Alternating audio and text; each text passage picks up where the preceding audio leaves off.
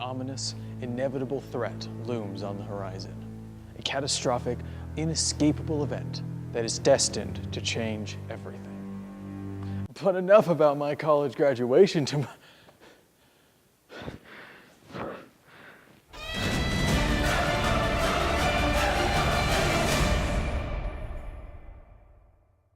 Alright, X-Men Apocalypse. I haven't done a super movie trailer in a while, have I? This is a trailer I want to tackle more or less all at once, as opposed to beginning to end. This will let me talk about a lot of ideas I have about trailers that I haven't really been able to touch on before, so I think that justifies the change.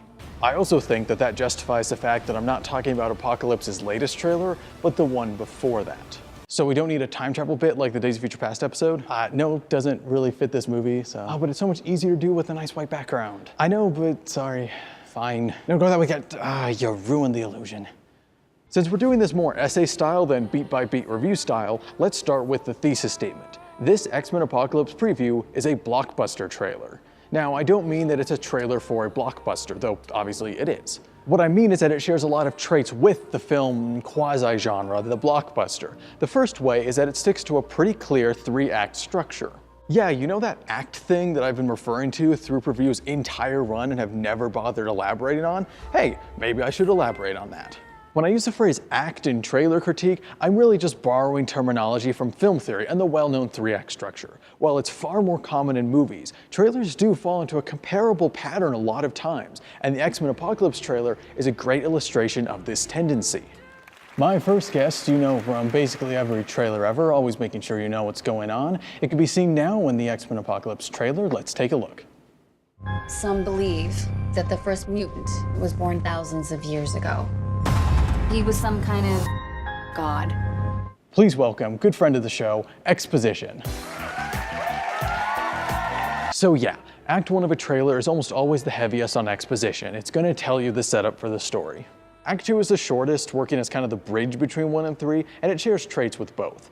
Then we get to the good stuff, because Act 3 lets you feel the story. This is where an action trailer will montage, a horror trailer will be at its scariest, and all the most important dramatic beats will be brought up, which makes sense and strong. Backing up a bit, you can clearly see the mix of 1 and 3 in Act 2 of the Apocalypse trailer. The music for Act 3 is there, but it hasn't quite hit yet, and there is exposition, but it's not a focus. The world needs the X-Men.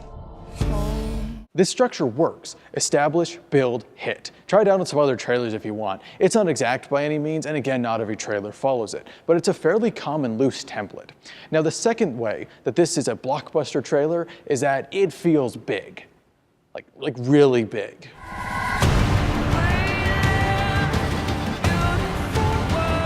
This is my favorite thing about the Apocalypse trailer.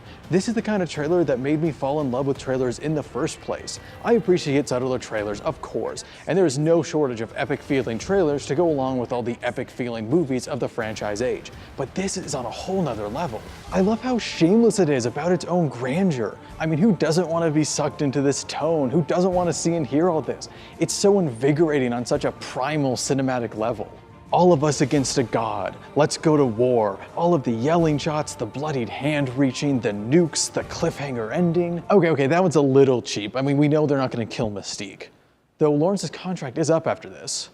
Those shots are from the climax. Days of Future Past reset everything so nothing's in stone, and this is the conclusion of the First Class trilogy.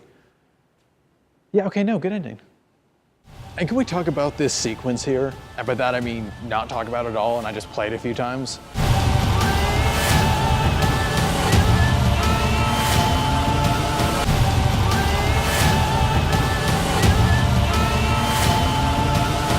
It's just so awesome. Now let me be clear, all this talk about how big and cool it is doesn't mean that I see this as some sort of guilty pleasure. I think it's genuinely very good. Which leads into the third and final way that this trailer is like a blockbuster movie. Just because it's big and bold doesn't mean it's without merit. This trailer puts cuts and lands action hits on the heavy beats of the soundtrack, and sure, you could write this off as uninspired, but I would argue that this technique makes the trailer more forceful. It makes each cut or hit have more impact. It's stronger. I mean, compare that to the soaring tone of the Days of Future Past trailer, where it's "So you do want my help." No, and stop, that looks so much worse.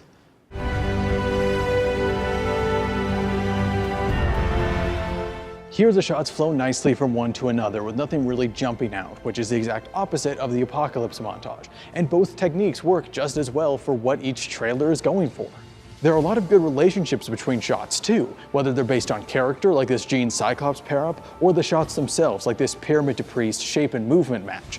Oh hey, I didn't know they were going up against Oscar Isaacs. Those Poe mutants. I'm so sorry.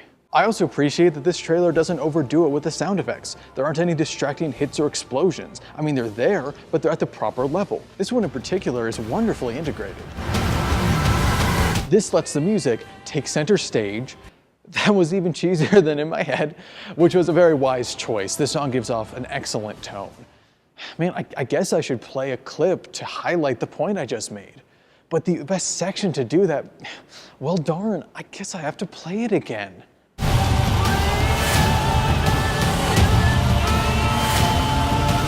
And that seems as high note to end on as any. In conclusion, this X-Men Apocalypse trailer is skillfully awesome, and it really does get me pumped up, which was obviously the intention, so mission accomplished. And just to address that graduation joke at the beginning of the episode, I don't actually think I'm facing my own apocalypse. I've had a great time here at film school, but I'm ready to move on. There are a lot of exciting things I could potentially pursue once I'm out. And it's the opposite of an apocalypse, because I can't help but feel very optimistic moving forward, and I'd like to think that my best days are still ahead.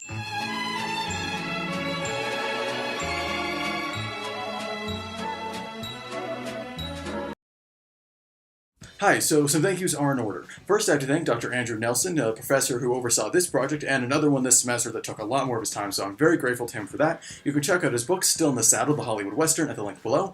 I also have to thank Anna and Jared Eiler, fellow film students, who helped me film the opening to the Force Awakens episode. It would not have been possible without them, and I think it looks just absolutely amazing. I need to thank Colette at Film Checkout for letting me use the film gear, which this is not, and Heather from Photo Checkout for letting me use that amazing white space in the photo studio, which this is not. People came in to paint. I was kicked out before I could film this, so sorry. And I need to thank all of you for watching this new series and the one before that. However, this is not farewell.